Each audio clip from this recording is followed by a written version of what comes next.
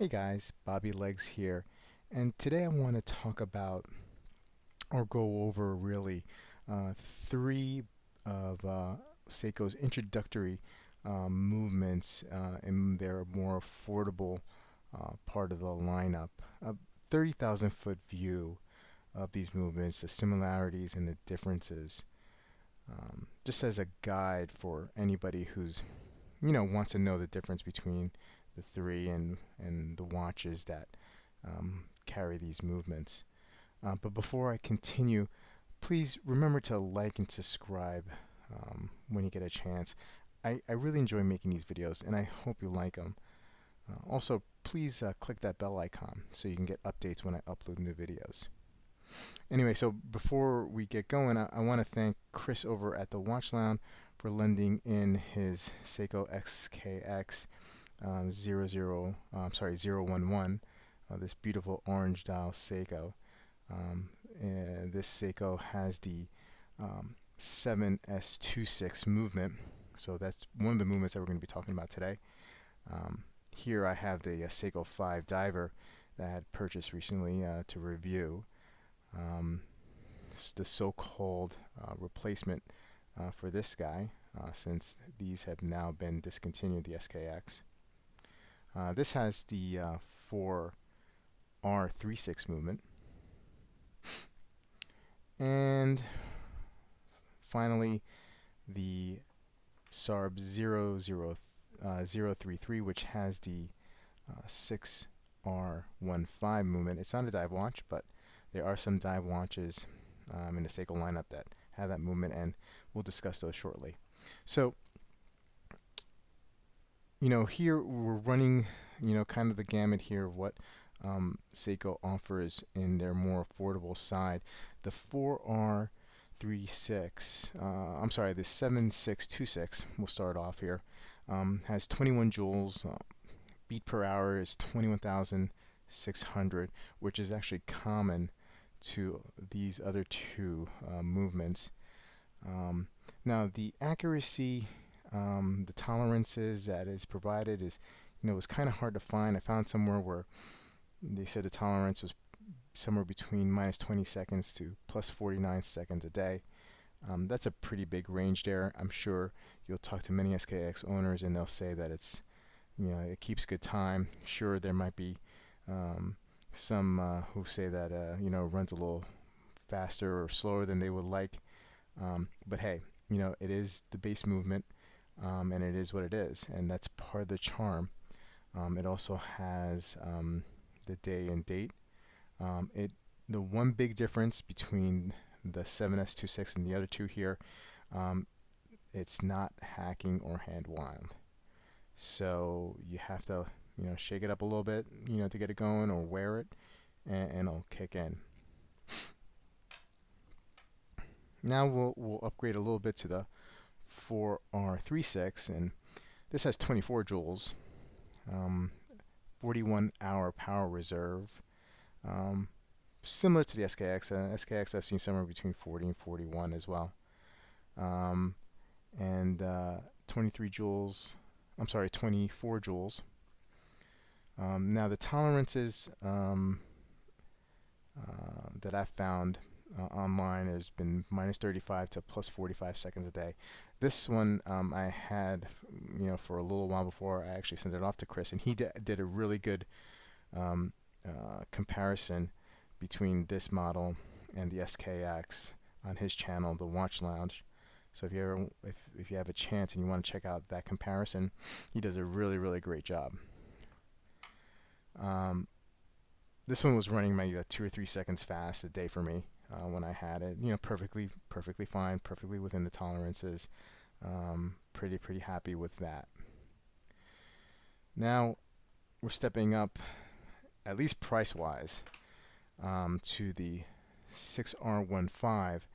This one, the tolerance is a little bit better on spec, minus 15 plus 25, 23 joules.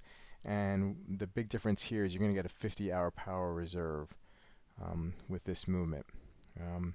Most watches that I've seen, and I could be wrong about this, that have the 6R15 only show the date, they don't show the day. if anybody else, if anybody knows of a model that shows a day on it, the date on it, I'm sorry, the day, please put that in the comments below, because I did not find any while I looked quickly. So so there you have it. Those are pretty much spec-wise the differences. Now you'll see a lot of the 7S26 in some of their really more affordable lineup of the sub $100 range. There's also variations of the 7S26. There's a 7S36, which actually has 23 joules in it, but it's a workhorse for the lower end models.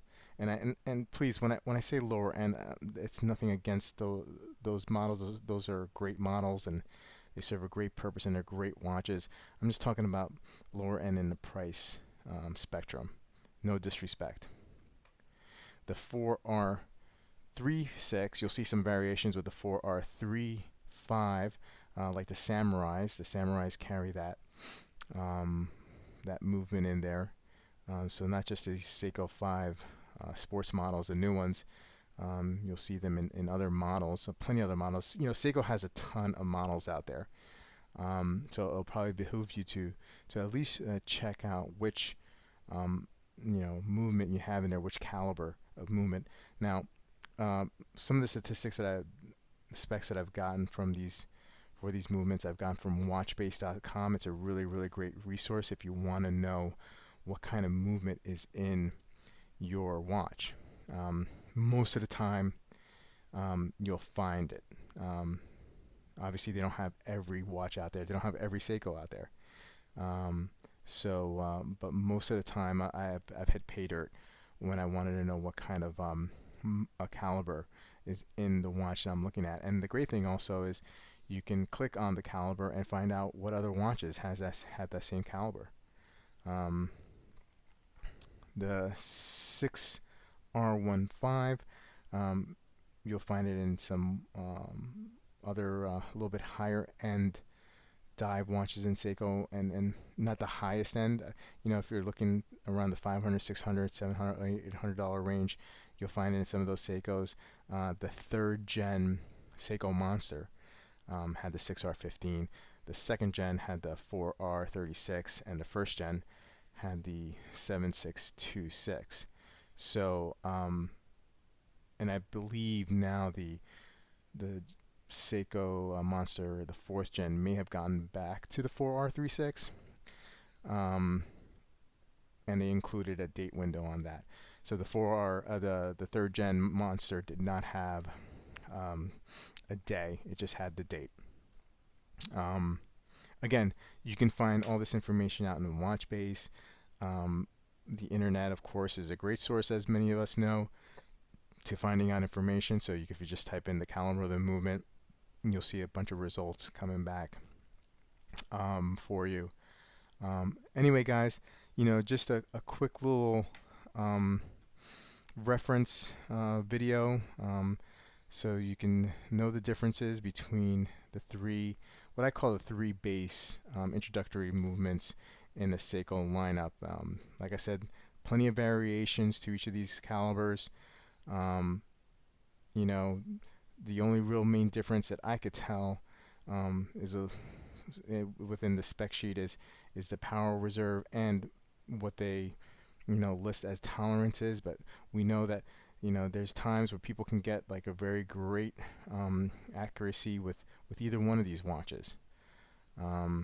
So I guess it just depends on the luck of the draw or how you treat your watch. But yeah, so anyway, guys, please let me know what you think. I'd love to hear what you have to say in the comments below, and I'll see you guys soon with another video.